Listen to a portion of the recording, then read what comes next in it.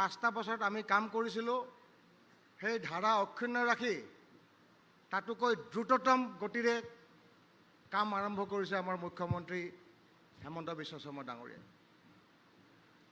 আৰু এই 3.5 মাহ 4 মাহত খুব গুৰুত্বপূৰ্ণ কিছুমান সিদ্ধান্ত লৈছে, যি সিদ্ধান্তৰ অসমৰ বুৰঞ্জীত সোণালী আখৰেৰে লিখা থাকিব। প্ৰত্যেক সপ্তাহত কেবিনেট মিটিং, এইটো এটা প্ৰথমবাৰৰ কাৰণে অসমৰ হৈছে। আগতে 3 মাহ 6 মাহ এবছৰত কেবিনেট হয়, এইবাৰ সপ্তাহে সপ্তাহে মিটিং। আৰু যদি সপ্তাহে সপ্তাহে আমি চাওঁ, এমাহত 4টা, বছৰত 54টা এক্সিকিউটিভ কেবিনেট মিটিং হ'ব। আৰু 5 বছৰত 270টাতকৈও অধিক কেবিনেট বৈঠক হ'ব, য'ত অসমৰ সিদ্ধান্ত ল'ব অসমৰ ভৱিষ্যতৰ কাৰণে। এইটো এটা সিদ্ধান্ত আমি সঁচাকৈ অসমৰ ৰাইজৰ পক্ষত এটা সঠিক সিদ্ধান্ত বুলি ভাবিছোঁ। ড্ৰাগছৰ বিৰুদ্ধে যি অভিযান, ভাৰতবৰ্ষৰ বুৰঞ্জীত লিখা থাকিব যে ড্ৰাগছৰ বিৰুদ্ধে কৰা অভিযান। আপুনি প্ৰস্তাৱটো পঢ়ি দিয়ক। আজি আমাৰ অসমেই আৰম্ভ কৰিছিল। আৰু যিহেতু সময় কম বুলি কৈছে, ৰাজনৈতিক প্ৰস্তাৱ পঢ়িবলৈ অনুৰোধ কৰিছে, গতিকে মই আৰু চৰকাৰৰ ভাল ভাল কথা বা আমি কৰা ভাল ভাল কথাখিনি কৈ গৌৰৱ কৰিবলৈ কাৰণে পিছত সময় পাম, নিজে নিজে কৈ থাকিব আপোনালোকে ভাল ভাল কথাবিলাক। এই প্ৰস্তাৱটো মই পাঠ কৰিব ওলাইছোঁ।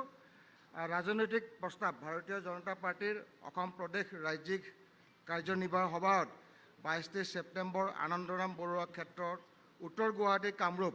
আজিৰ এই ৰাজনৈতিক প্ৰস্তাৱ। ভাৰতবৰ্ষৰ যশস্বী আৰু জনপ্ৰিয় প্ৰধানমন্ত্ৰী মাননীয় নৰেন্দ্ৰ মোদী ডাঙৰীয়াই 2014 চনত কেন্দ্ৰত চৰকাৰ গঠন কৰাৰ প্ৰথম দিনৰ পৰাই গ্ৰহণ কৰা জনমুখী উন্নয়নমূলক আঁচনি তথা ৰাষ্ট্ৰ সৰ্বোপৰি নীতিয়ে সমগ্ৰ দেশৰ লগতে অসম তথা উত্তৰ পূৰ্বাঞ্চলৰ সৰ্বাংগীন বিকাশৰ ক্ষেত্ৰত এক নতুন জোৱাৰৰ সূচনা কৰিছে। কেন্দ্ৰৰ মোদী চৰকাৰৰ জনহিতৈষী কল্যাণমুখী নীতিয়ে সমগ্ৰ দেশৰ জাতি, বৰ্ণ, ধৰ্ম নিৰ্বিশেষে সকলোকে আকৰ্ষিত কৰিবলৈ সক্ষম হৈছে। ঠিক একেদৰেই ৰাষ্ট্ৰহিতৰ বাবে প্ৰতিজ্ঞাবদ্ধ অসমৰ উন্নয়নৰ হকে সকলো সময়তে তৎপৰ কৰ্মৰত ভাৰতীয় জনতা পাৰ্টি অসম প্ৰদেশৰ প্ৰতিগৰাকী কাৰ্যকৰ্তাৰ সততা, শ্ৰম আৰু নিষ্ঠাই অসমবাসীৰো হৃদয় জয় কৰিবলৈ সক্ষম হৈছে। সেয়ে বছৰ বছৰ ধৰি চলি অহা কংগ্ৰেছৰ অপশাসন আঁতৰাই অসমৰ জনসাধাৰণে 2016 চনত ভাৰতীয় জনতা পাৰ্টীৰ নেতৃত্বাধীন মিত্ৰজোঁটৰ চৰকাৰক ৰাজ্যখনৰ শাসন প্ৰদান কৰিছিল। বিগত 5 বছৰ নিৰ্লহ প্ৰচেষ্টা আৰু সেৱাৰ মনোভাৱেৰে চলোৱা শাসনে অসমৰ মানুহক বিজেপি মিত্ৰজোঁটৰ চৰকাৰখনৰ প্ৰতি আৰু অধিক আকৰ্ষিত কৰি তোলে। ঠিক সেইদৰেই 2021 চনৰ নিৰ্বাচনতো অসমৰ জনগণে ভাৰতীয় জনতা পাৰ্টীৰ নেতৃত্বাধীন মিত্ৰজোঁটৰ চৰকাৰৰ পুনৰাই শাসনৰ অধিষ্ঠিত কৰে। মাননীয় ডাক্তৰ হিমন্ত বিশ্ব শৰ্মা ডাঙৰীয়াৰ নেতৃত্বত শপত লোৱা অসম চৰকাৰখনে প্ৰথম দিনৰ পৰাই ৰাইজে আশা কৰা ধৰণৰে শাসন পদ্ধতি আৰু শাসনীয় ব্যৱস্থা ব্যাপক পৰিৱৰ্তন ঘটাই চৰকাৰক আৰু দলক জনসাধাৰণৰ অধিক আস্থাভাজন কৰি তুলিবলৈ সক্ষম হৈছে। যুৱ প্ৰজন্ম, মহিলাকে ধৰি অসমৰ সৰ্বস্তৰৰ ৰাইজৰ মাজত ডক্টৰ হিমন্ত বিশ্ব শৰ্মা ডাঙৰীয়াৰ নেতৃত্বাধীন চৰকাৰখনে প্ৰতি সৃষ্টি হৈছে এক নতুন প্ৰত্যাশা আৰু আস্থাৰ জোৱাৰ। দলৰ দৰ্শন আৰু চিন্তাধাৰাৰ আধাৰত অসমৰ ভাৰতীয় জনতা পাৰ্টীৰ সৰ্ববৃহৎ ৰাজনৈতিক শক্তি হিচাপে গঢ়ি তোলাত মাননীয় ৰাষ্ট্ৰীয় সভাপতি শ্ৰীযুত JP নাড্ডা ডাঙৰীয়াকে ধৰি দলৰ জ্যেষ্ঠ নেতৃবৃন্দৰ দক্ষ নেতৃত্ব সহায় কৰিছে। মাননীয় গৃহমন্ত্ৰী শ্ৰীযুত অমিত শ্বাহ ডাঙৰীয়াৰ নিৰ্দেশ আৰু মাৰ্গদৰ্শনৰ অসমত ভাৰতীয় জনতা পাৰ্টীৰ অভূতপূৰ্ব সফলতাৰ অন্যতম মূল কাৰক। প্ৰথম 5 বছৰ ভাৰতীয় জনতা পাৰ্টীৰ চৰকাৰে সামাজিক সংস্কাৰ, আৰ্থিক উন্নয়ন, ব্যাপক কাৰ্যক্ৰম ৰূপায়ণৰ কৰি পাহাৰ ভৈয়াম, বৰাক ব্ৰহ্মপুত্ৰ জনজীৱনলৈ গভীৰ আশাৰ সঞ্চাৰ কঢ়িয়াই আনিছিল। এই ধাৰাবাহিকতা অক্ষুণ্ণ ৰাখি ডাক্তৰ হিমন্ত বিশ্ব শৰ্মা দেৱৰ নেতৃত্বত চৰকাৰ গঠন হোৱাৰ দিনৰ পৰাই গ্ৰহণ কৰি বিভিন্ন কাৰ্যক্ৰমৰ বাবে উন্নয়নৰ দুৰন্ত গতিৰে বিশ্বাস আৰু একতাৰ বান্ধোনেৰে আৰ্থ সামাজিক ব্যৱস্থাৰ সামগ্ৰিক পৰিৱৰ্তনৰ দিশে আমাৰ ৰাইজৰ অগ্ৰসৰ হৈছে। প্ৰায় চৰকাৰৰ এক বৃহৎ সফলতা। ডাক্তৰ হেমন্ত বিশ্ব শৰ্মা ডাঙৰীয়াৰ নেতৃত্বাধীন অসম চৰকাৰে দলৰ মূল দৰ্শন একাত্ম মানৱতাবাদ আৰু অন্ত্যোদয়ৰ আধাৰত ৰাষ্ট্ৰীয়তাবাদ, গণতন্ত্ৰ, গান্ধীয় সমাজ, ইতিবাচক ধৰ্ম নিৰপেক্ষতা, সৰ্বধৰ্ম সমভাৱ আৰু প্ৰমূল্যভিত্তিক ৰাজনীতিৰে অসমৰ সমাজ জীৱনক আগবঢ়াই নিছে। ভাৰতীয় জনতা পাৰ্টীৰ সদায় ইতিবাচক ৰাষ্ট্ৰীয়তাবাদ আৰু সাংস্কৃতিক ৰাষ্ট্ৰীয়তাবাদৰ বিশ্বাস কৰে। জন্মলগ্নৰে পৰাই দলৰ প্ৰতিটো সিদ্ধান্ততে ইয়াৰ সুস্পষ্ট প্ৰতিফলন আমি দেখা পাই আহিছোঁ। কেন্দ্ৰকে ধৰি দেশৰ বিভিন্ন প্ৰান্তত ভাৰতীয় জনতা পাৰ্টীৰ নেতৃত্বত গঠন হোৱা প্ৰতিখন চৰকাৰে প্ৰতিটো কাম কাজেই একেই প্ৰতিফলন দেখা পোৱা যায়। কামৰূপ জিলাৰ ইতিহাস প্ৰসিদ্ধ উত্তৰ গুৱাহাটীৰ আনন্দৰাম বৰুৱা ক্ষেত্ৰত আয়োজিত ভাৰতীয় জনতা পাৰ্টি অসম প্ৰদেশ ৰাজ্যিক কাৰ্যনিৰ্বাহক এই ৰাজনৈতিক প্ৰস্তাৱৰ জৰিয়তে প্ৰথমে অসমবাসী ৰাইজক আশ্বাস কৰিব বিচাৰিছোঁ যে অসমৰ সুৰক্ষা আৰু সৰ্বাংগীন উন্নয়নৰ বাবে আমাৰ দলৰ তথা দলৰ নেতৃত্ব চৰকাৰৰ সদায় প্ৰতিশ্ৰুতিবদ্ধ। আমি অসমৰ সকলো জাতি জনগোষ্ঠীক আশ্বস্ত কৰিব বিচাৰিছোঁ যে অসমৰ এক বিন্দু স্বাৰ্থ বিঘ্নিত হ'ব পৰা কাম ভাৰতীয় জনতা পাৰ্টি থকালৈকে কাকো কৰিবলৈ সুযোগ দিয়া নহ'ব। পণ্ডিত দীনদয়াল উপাধ্যায় দেৱৰ একাত্ম মানৱতাবাদ আৰু অন্ত্যোদয়ৰ দৰ্শনেৰে অনুপ্ৰাণিত প্ৰধানমন্ত্ৰী নৰেন্দ্ৰ মোদীয়ে দিয়া সবকা সাথ, সবকা বিকাশ, সবকা বিশ্বাস আৰু সবকা প্ৰয়াস মন্ত্ৰৰ আধাৰতে সমগ্ৰ সমাজত ৰাষ্ট্ৰীয় চিন্তাধাৰাৰ বিকাশ ঘটাই ভাৰতবৰ্ষক বিশ্বৰ সৰ্বশ্ৰেষ্ঠ ৰাষ্ট্ৰ হিচাপে গঢ়ি তোলাৰ কামত কেন্দ্ৰীয় চৰকাৰৰ লগতে বৰ্তমান অসম চৰকাৰে নিজকে নিয়োজিত কৰিছে। সমাজ সবলীকৰণৰ আৰু উপান্ত নাগৰিকসকলৰ বিকাশৰ জৰিয়তে অসমৰ অন্তিমগৰাকী নাগৰিকৰ মুখত হাঁহি বিৰিঙাই তেওঁলোককো ৰাষ্ট্ৰ নিৰ্মাণত জড়িত কৰাৰ বাবে পণ্ডিত দীনদয়াল উপাধ্যায়ে সপোন দেখিছিল। তেখেতৰ এই সপোনক বাস্তৱ ৰূপ দিব পাৰিলেহে ভাৰতে অনাগত সময়ত পৃথিৱীৰ নেতৃত্ব দিব পৰা এক শক্তিত পৰিণত হ'ব। ৰাষ্ট্ৰীয়তাবাদ চিন্তা, সাংস্কৃতিক জগতৰ আদিৰ জৰিয়তে সমগ্ৰ সমাজ একতাৰ দোলেৰে বান্ধি আগবাঢ়ি যাব পাৰিলেহে এয়া সম্ভৱ হৈ উঠিব। সেয়েহে ভাৰতীয় জনতা পাৰ্টীৰ নিৰ্ধাৰিত দলীয় প্ৰতিশ্ৰুতি আৰু কৰ্মসূচী অনুসৰি অসম চৰকাৰে নীতি নিয়ম প্ৰস্তুত কৰি বিভিন্ন কল্যাণকামী আঁচনিত জনগণৰ হিতাৰ্থে কাৰ্যকৰী কৰি আহিছে। আমি সকলোৱে জানো যে জাতি বিশ্বৰ দৰবাৰত মূৰ তুলি গৌৰৱেৰে থিয় দিবলৈ আৰ্থিক, সামাজিক আৰু সাংস্কৃতিকভাৱে সবল হৈ থাকিব লাগিব। দেশ আৰু জাতি, সমাজ আৰু সংস্কৃতি অবিহনে দেশৰ প্ৰগতিৰ পথত অগ্ৰসৰ হ'ব নোৱাৰে। প্ৰাচীন ঐতিহ্য, পৰম্পৰা, সভ্যতা, ইতিহাস আদিৰ সুৰক্ষা আৰু সংৰক্ষণে এটি জাতিক সবল কৰি তোলাত সৰ্বাধিক অৰিহণা যোগায়।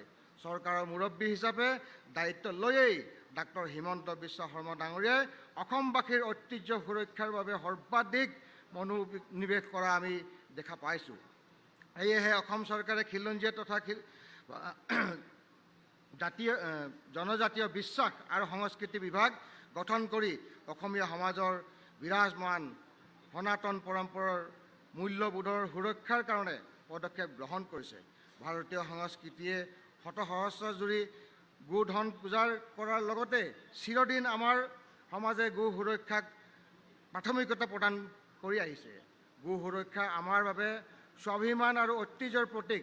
এনে চিন্তাধাৰাৰ আধাৰতে অসম বিধানসভাৰ যোৱা বাজেট অধিৱেশনত অসম গো সুৰক্ষা বিধেয়ক 2021 গৃহীত কৰা হয়। ই এক সাহসী আৰু ৰাজনৈতিক তথা সামাজিকভাৱে যুগান্তকাৰী সিদ্ধান্ত। গো সুৰক্ষা ভাৰতীয় জনতা পাৰ্টীৰ ঘোষিত নিৰ্বাচনৰ প্ৰতিশ্ৰুতি। বহু বছৰৰ অপেক্ষাৰ অন্তত সকলো ধৰণৰ অপপ্ৰচাৰ আৰু বিভ্ৰান্তি বিয়পাই বিৰোধী পক্ষই সৃষ্টি কৰিব খোজা ৰাজনৈতিক অপ্ৰীতিকৰ পৰিস্থিতিৰ প্ৰতি ভ্ৰূক্ষেপ নকৰাকৈ ডাক্তৰ হিমন্ত বিশ্ব শৰ্মা ডাঙৰীয়াৰ নেতৃত্বাধীন অসম চৰকাৰে গ্ৰহণ কৰা এই সাহসী সিদ্ধান্ত আজিৰ কাৰ্যনিৰ্বাহক সভাই আদৰণি জনোৱাৰ লগতে ঐতিহাসিক পদক্ষেপ বুলি বৰ্ণনা কৰে। জাতি মাটি ভেটি সুৰক্ষা দি অসমৰ অন্য অৰ্থনৈতিক টনকিয়াল গ্ৰাম্য অৰ্থনৈতিক টনকিয়াল কৰাৰ হ'ল বিজেপি নেতৃত্বাধীন চৰকাৰ আৰু দলৰ মূল লক্ষ্য খিলঞ্জীয়া মানুহৰ আৰ্থিকভাৱে টনকিয়াল কৰি তোলাৰ বাবে চৰকাৰে বিভিন্ন সময়ত ন আঁচনি ঘোষণা কৰাৰ লগতে সফলতাৰে ৰূপায়ণ কৰিছে। এনে এক চৰকাৰী কাৰ্যক্ৰম হ'ল দৰং জিলাৰ চিপাঝাৰ বিধানসভা সমষ্টিৰ অন্তৰ্গত ধলপুৰ গৰুখুটি শিৱ মন্দিৰ অঞ্চলৰ উচ্ছেদ অভিযান।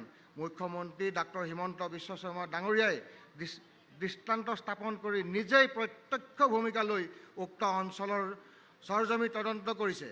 অঞ্চলটোৰ থলুৱা যুৱক যুৱতীৰ অংশগ্ৰহণেৰে প্ৰায় ৭৭,০০০ কৃষিভূমি বহুমুখী কৃষি পামৰ জৰিয়তে এক অৰ্থনৈতিক জাগৰণৰ অনাৰ কাৰণে চৰকাৰে ক্ষিপ্ৰতাৰে কাম কাজ আৰম্ভ কৰিছে।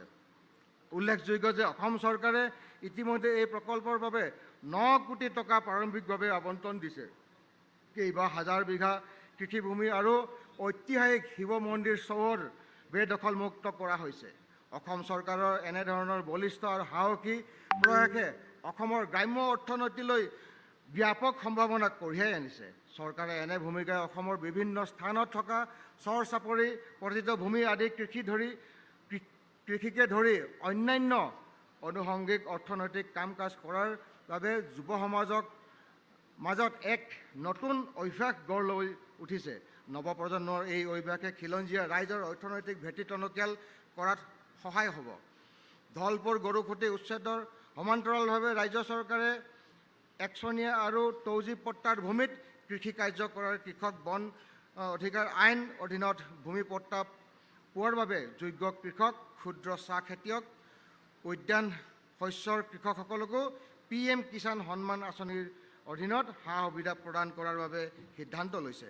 মুখ্যমন্ত্ৰী মহোদয়ৰ নেতৃত্বত ৰাজ্য চৰকাৰে অসমৰ গ্ৰাম্য অৰ্থনীতিক আমূল পৰিৱৰ্তন অনাৰ বাবে গ্ৰহণ কৰা হৈছে।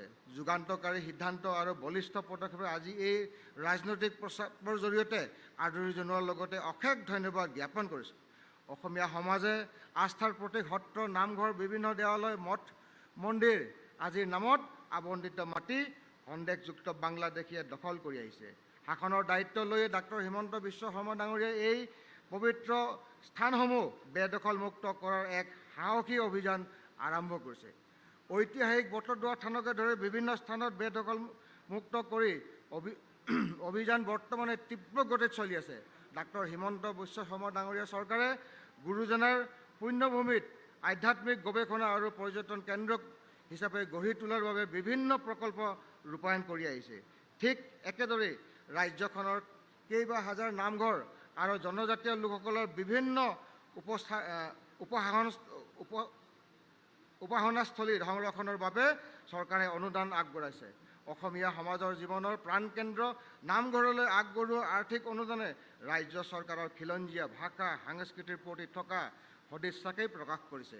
ঠিক একেদৰেই সমান্তৰালভাৱে অসমৰ সংৰক্ষিত বনাঞ্চল, ৰাষ্ট্ৰীয় উদ্যান ইত্যাদিকো বেদখলমুক্ত কৰাৰ কাম অসম চৰকাৰৰ আপোচবিহীনভাৱে চলাই আহিছে।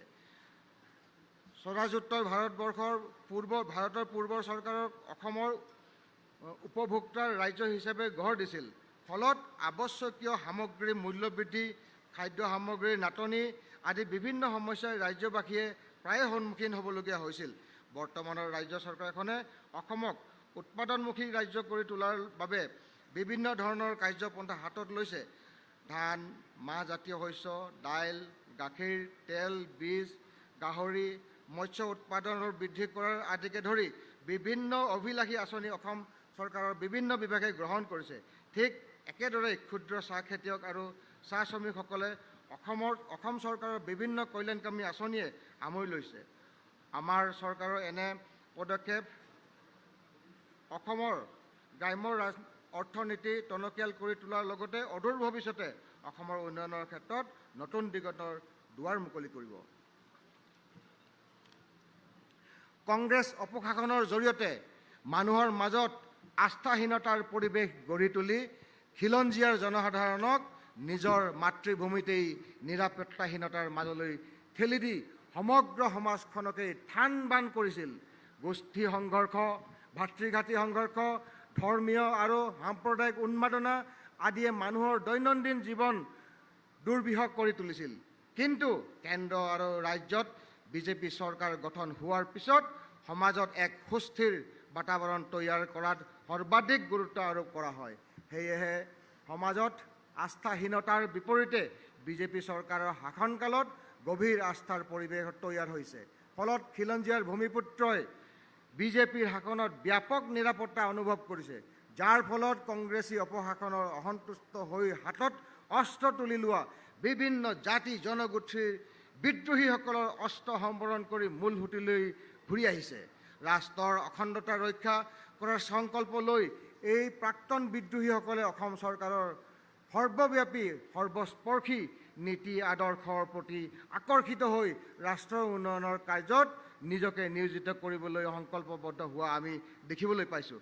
প্ৰধানমন্ত্ৰী নৰেন্দ্ৰ মোদীৰ ডাঙৰীয়াৰ মাৰ্গদৰ্শনত ডাক্তৰ হিমন্ত বিশ্ব শৰ্মাদেৱৰ নেতৃত্বাধীন চৰকাৰে সমাজত গঢ়ি তোলা গভীৰ আস্থাৰ পৰিৱেশৰ বাবে এয়া সম্ভৱ হৈ উঠিছে। আজি একেদৰে অন্যান্য বিভিন্ন বিদ্ৰোহী সংগঠনেও চৰকাৰৰ ইতিবাচক পদক্ষেপৰ প্ৰতি আস্থা প্ৰকাশ কৰি শান্তি আলোচনাত ভাগ ল'বলৈ আগবাঢ়ি আহিছে। অসমৰ ভৱিষ্যতৰ বাবে ই এক আশাব্যঞ্জক খবৰ। আনহাতে অসম চৰকাৰে বড়োলেণ্ড কল্যাণ বিভাগ নামেৰে এটা সুকীয়া বিভাগ সৃষ্টি কৰাৰ বাবে কেবিনেটত সিদ্ধান্ত লৈ ইতিমধ্যে কাৰ্যকৰী কৰিছে। পূৰ্বতে বিটিআৰ সংক্ৰান্তীয় সকলো কাম কাজ ভৈয়াম জনজাতীয় আৰু অন্যান্য পিছপৰা শ্ৰেণীৰ কল্যাণ বিভাগে কাৰ্যকৰী কৰিছিল, কিন্তু এতিয়া স্বতন্ত্ৰ বিভাগৰ জৰিয়তে বিটিআৰ অঞ্চলত কাম তদাৰক কৰা হ'ব। ঠিক একেদৰে স্বায়ত্তশাসিত পৰিষদৰ মুখ্য কাৰ্যবাহীসকলক কেবিনেট মৰ্যাদা দি চৰকাৰে জনজাতিসকলৰ উন্নয়ন প্ৰক্ৰিয়াক ত্বৰান্বিত কৰিবলৈ গুৰুত্ব আৰোপ কৰিছে। চৰকাৰ গঠন কৰিয়েই মাননীয় মুখ্যমন্ত্ৰী ডক্টৰ হেমন্ত বিশ্ব শৰ্মা ডাঙৰীয়াই অসমৰ অন্যতম বৃহৎ জনগোষ্ঠী চাহ জনজাতিৰ সামাজিক, ৰাজনৈতিক, সাংস্কৃতিক আৰু বৌদ্ধিক ক্ষেত্ৰৰ নেতৃত্বাধীন আৰু বৰেণ্য ব্যক্তিসকলৰ লগত আলোচনাত মিলিত হয়।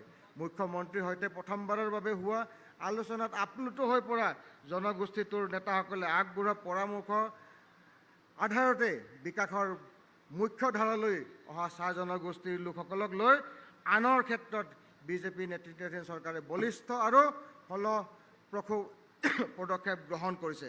ই অসমৰ সমাজ জীৱনৰ বাবে অতি ইতিবাচক পদক্ষেপ হিচাপে চিহ্নিত হৈছে। উল্লেখযোগ্যতে চাহ জনগোষ্ঠীৰ পবিত্ৰ উৎসৱ কৰম পূজাক আমাৰ চৰকাৰে প্ৰথমবাৰৰ বাবে নিয়মীয়া চৰকাৰী বন্ধৰ দিন হিচাপে ঘোষণা কৰিছে। স্বৰাজোত্তৰ কালৰ পৰা অসমৰ সংখ্যালঘু নামত চলি থকা চৰকাৰী আৰ্থ সামাজিক আঁচনিসমূহৰ সিংহভাগৰ পৰা থলুৱা খিলঞ্জীয়া, গৰীয়া, মৰীয়া, দেশী আদি জনগোষ্ঠীসমূহক দশক দশক ধৰি বঞ্চিত কৰি প্ৰতাৰিত কৰি অহা হৈছিল। সকলো ধৰণৰ ৰাজনৈতিক তথা অন্যান্য সা সুবিধা বাংলাদেশী মূলৰ পমুৱা মুছলমানসকলে উপভোগ কৰি আহিছিল। কিন্তু মাননীয় মুখ্যমন্ত্ৰী ডাক্তৰ হিমন্ত বিশ্ব শৰ্মা ডাঙৰীয়াৰ চৰকাৰৰ দায়িত্ব লৈয়েই গৰীয়া, মৰীয়া, দেশী আৰু খিলঞ্জীয়া জনগোষ্ঠীসমূহৰ প্ৰবুদ্ধ নেতৃত্বস্থানীয় ব্যক্তিসকলক লগত আলোচনাত মিলিত হৈ এই জনগোষ্ঠীসমূহৰ প্ৰাপ্য অধিকাৰৰ আৰু স্বীকৃতিৰ মৰ্যাদা ঘূৰাই আনিবলৈ কৰ্ম আঁচনি যুগুত কৰিছে। ই এক যুগান্তকাৰী পদক্ষেপ। বিজেপি নেতৃত্বাধীন চৰকাৰৰ ৰাইজৰ প্ৰতি দায়বদ্ধতাত আৰু সংবেদনশীল চৰকাৰ জনসাধাৰণৰ প্ৰত্যেকটো সৰু বৰ সকলো সমস্যাক আমাৰ চৰকাৰখনে মানৱীয় দৃষ্টিভংগীৰে বিবেচনা কৰি পদক্ষেপ গ্ৰহণ কৰি আহিছে। চৰকাৰৰ সংবেদনশীলতা আজি বিভিন্ন ক্ষেত্ৰত প্ৰত্যক্ষ কৰি আহিছোঁ। প্ৰশাসনীয় সংস্কাৰ, আৰক্ষী ব্যৱস্থাৰ উন্নীতকৰণ আৰু নিৰাপত্তা ব্যৱস্থাৰ সবলীকৰণৰ তথা অন্যান্য বিভিন্ন সংশ্লিষ্ট বিভাগত গ্ৰহণ কৰা সংস্কাৰমুখী পদক্ষেপে চৰকাৰৰ ৰাইজ আৰু অধিক ওচৰ চপাই লৈ গৈছে। ডাক্তৰ হিমন্ত বিশ্ব শৰ্মা ডাঙৰীয়াই অসম চৰকাৰৰ দায়িত্ব গ্ৰহণ কৰিয়েই অসমৰ যুৱ প্ৰজন্মক ড্ৰাগছৰ সৰ্বনশীয়া কৰালগ্ৰাহৰ পৰা ৰক্ষা কৰাৰ কাৰণে ৰাজ্যজুৰি ব্যাপক আৰু তীব্ৰ হাৰত ড্ৰাগছ বিৰোধী অভিযান আৰম্ভ কৰি দিয়ে।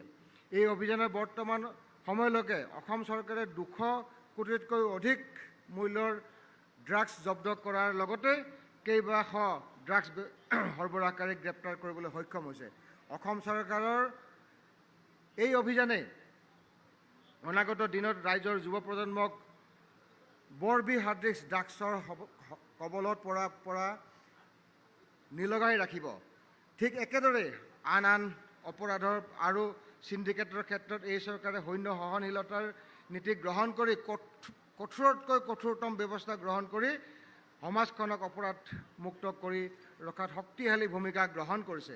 এই ক্ষেত্ৰত উল্লেখযোগ্য যে অসম আৰক্ষীয়ে যোৱা দুদিন ধৰি সমগ্ৰ ৰাজ্যতে মাটিৰ দালালৰ বিৰুদ্ধে ব্যাপক অভিযান আৰম্ভ কৰিছে। বৰ্তমান সময়লৈকে ৰাজধানী মহানগৰ গুৱাহাটীকে ধৰি ৰাজ্যৰ বিভিন্ন প্ৰান্তৰ পৰা আৰক্ষীয়ে প্ৰায় 6 শতাধিক লোকক এতিয়ালৈকে গ্ৰেপ্তাৰ কৰিছে। মাটি দালালৰ বিৰুদ্ধে এনে কঠোৰ অভিযান আৰম্ভ কৰি ৰাজ্য চৰকাৰে অপৰাধিক চক্ৰসমূহলৈ এক কঠোৰ বাৰ্তা প্ৰেৰণ কৰিছে। চৰকাৰৰ দালাল বিৰোধীৰ এনে কঠোৰ স্থিতিক ৰাইজৰ সৰ্বসাধাৰণ লোকে ভূয়সী প্ৰশংসা কৰিছে। দ্বিতীয়বাৰৰ বাবে বিজেপি নেতৃত্বাধীন অসম চৰকাৰখনে ৰাইজৰ আশীৰ্বাদ লাভ কৰি শাসনভাৰ লোৱাৰ 4 মাহৰ সম্পূৰ্ণ নহওঁতেই ইতিমধ্যে অসমখন ড্ৰাগছমুক্ত অপৰাধমুক্ত কৰি গঢ়ি তোলাৰ প্ৰচেষ্টা হাতত লৈছে। নিযুক্তিৰ সকলো প্ৰক্ৰিয়া নিকাশ কৰা, ধৰ্ষণ, নাৰী নিৰ্যাতন আদি অপৰাধৰ ফাষ্ট ট্ৰেকত আদালতত বিচাৰ কৰাৰ বাবে চৰকাৰে লোৱা ব্যৱস্থাৰ প্ৰতি ৰাজ্যবাসীয়ে পূৰ্ণ সমৰ্থন আগবঢ়াইছে। অসমৰ স্বকীয় সংস্কৃতিৰ সুৰক্ষা আৰু এনেদৰে বিভিন্ন ক্ষেত্ৰত চৰকাৰে গ্ৰহণ কৰা সিদ্ধান্তৰ বাবে ৰাজ্যখনৰ এক নতুন ৰূপত গঢ় দিয়াৰ প্ৰয়াস সম্পূৰ্ণভাৱে ফলৱৰ্তী হ'ব বুলি ৰাইজক পতিয়ন দিয়াবলৈ মুখ্যমন্ত্ৰী ডাক্তৰ হিমন্ত বিশ্ব শৰ্মা ডাঙৰীয়াৰ নেতৃত্বাধীন অসম চৰকাৰ সক্ষম হৈছে। শৌৰ্য বীৰ্য আধ্যাত্মিকতাৰ সোণালী ইতিহাসৰ ভৰপূৰ মহাবাহু ব্ৰহ্মপুত্ৰৰ পাৰত থকা উত্তৰ গুৱাহাটীৰ দৌল গোবিন্দ মন্দিৰৰ পবিত্ৰ বাকৰিৰ কাষতেই আছে প্ৰখ্যাত কানাই বৰশী শিলালিপি। জনশ্ৰুতি মতে মহাৰাজ পৃথিৱীয়ে উত্তৰ গুৱাহাটীৰ আশে পাশে কোনো এক ৰণভূমিতেই 1200 শতিকাত নালন্দা বিশ্ববিদ্যালয় ধ্বংস কৰি অসম আক্ৰমণ কৰা প্ৰথমজন বিদেশী আক্ৰমণকাৰী বাখতিয়াৰ খিলজীক পৰাস্ত কৰি কেৱল অসমকে নহয় সমগ্ৰ দক্ষিণ পূব এছিয়াৰ ইছলামিক আগ্ৰাসনৰ পৰা ৰক্ষা কৰিছে। এই ঐতিহ্যমণ্ডিত ইতিহাস প্ৰসিদ্ধ উত্তৰ গুৱাহাটীৰ আনন্দৰাম বৰুৱা ক্ষেত্ৰৰ পবিত্ৰ ভূমিৰ আয়োজিত ভাৰতীয় জনতা পাৰ্টীৰ অসম প্ৰদেশৰ নৱগঠিত প্ৰথমখন ৰাজ্যিক কাৰ্যনিৰ্বাহক সভাত উপস্থিত থকা সকলো কাৰ্যকৰ্তাক আন্তৰিক শুভেচ্ছা জনাই ৰাজনৈতিক প্ৰচাৰ সামৰণি মাৰিছোঁ। ভাৰত মাতা কি যায়। মই আকৌ শেষত ক'ব খুজিছোঁ, মোদী হাই তো মুমকিন হাই, হেমন্ত হাই তো হিম্মত হাই, ভৱেশ হাই তো ভাই নেহি। বহুত বহুত ধন্যবাদ। ধন্যবাদ নুমল মমিন ডাঙৰীয়া। ৰাজনৈতিক প্ৰস্তাৱটো আপোনালোকে শুনিলে। আশা কৰোঁ আগন্তুক দিনত ভাৰতীয় জনতা পাৰ্টি এই বটবৃক্ষজোপি আমি অধিক মজবুত কৰিব লাগিব ৰাজনৈতিক ক্ষেত্ৰখনত।